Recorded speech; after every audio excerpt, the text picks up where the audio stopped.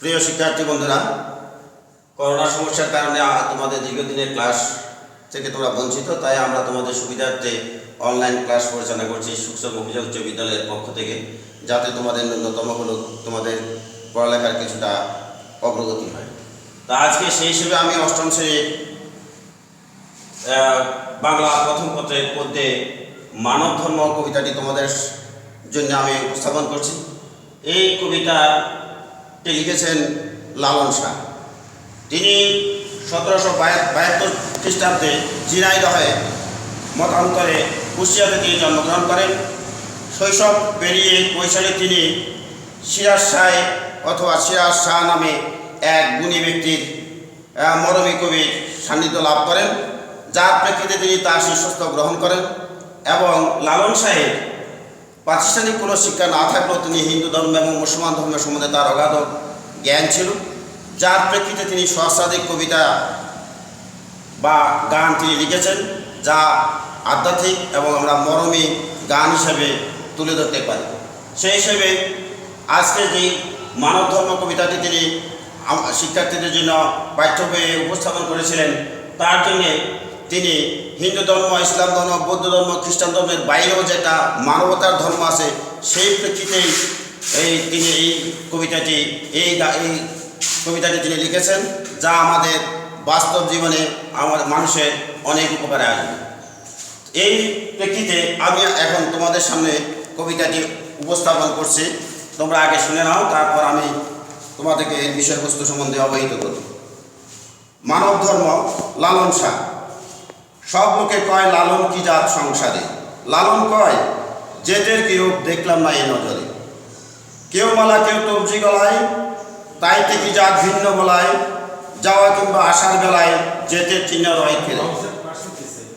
গর্তে গেলে কূপ জল কয়, গঙ্গায় গেলে গঙ্গার জল হয়, মূলে এক জল সে যে ভিন্ন নয়, ভিন্ন জানায় পাত্র অনুসারে। জগৎ বেড়ে জেতের কথা লোকে গৌরব করে যথাতথা, লালন সে জাতের ফাতা বিকিয়ে শেষ সাত বাজারে। সুপ্রিয় ছাত্রছাত্রীরা, এই কবিতার প্রতিপাদ্য বিষয় হচ্ছে তিনি অর্থাৎ লালন শাহ জাত ধর্মকে প্রাধান্য না দিয়ে, জাতকে প্রাধান্য না দিয়ে তিনি মানুষের মানবতাকে তিনি প্রাধান্য দিয়েছেন। তিনি বলেছেন, জলকে যদি এক এক জায়গায় এক একটা পাত্রে যদি রাখা হয়, তাহলে এক এক পাত্রের নাম অনুসারে জলের নামকরণ করা হয়। যেমন আমি যদি কলসির মধ্যে জল রাখি, তাহলে বলা হয় কলসির জল। পুকুরে জল থাকলে সেটাকে বলা হয় পুকুরের জল। নদীতে জল থাকলে সেটাকে বলি আমরা নদীর জল। বৃষ্টি হয়ে যখন জল পড়ে তখন আমরা বলি বৃষ্টির জল।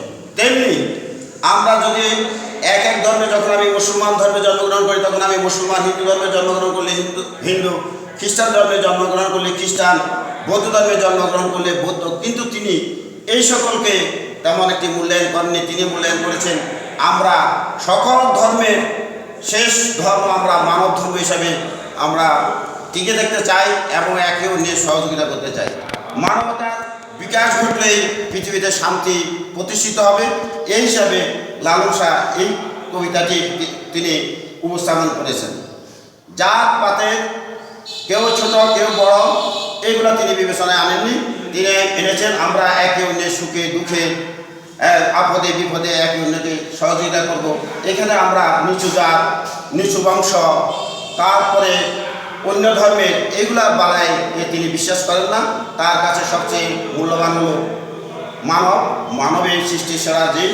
সেখানে বিভিন্ন ধর্মগ্রন্থ লেখা আছে আশরাফুল মাখলুকাত, মানুষ। আল্লাহ তাআলা বলেছেন যে মানুষ সৃষ্টির সেরা জীব। আমি পৃথিবীতে যত জীব, যত প্রাণী আমরা সৃষ্টি করেছি, তার মধ্যে মানুষ হল সর্বশ্রেষ্ঠ। সুতরাং আমরা মানুষ হিসেবে, সর্বশ্রেষ্ঠ জীব হিসেবে আমাদের যা করণীয় তা করার জন্য তিনি আমাদেরকে উপদেশ দিয়েছেন। এই জন্য বিশ্বজনীনতার কারণে বিভিন্ন দেশে মানবতাবাদী মহাপুরুষ, মহামনীষীরা বিভিন্ন আপদে বিপদে মানুষের সহযোগিতা করার জন্য তিনি এগিয়ে আসেন।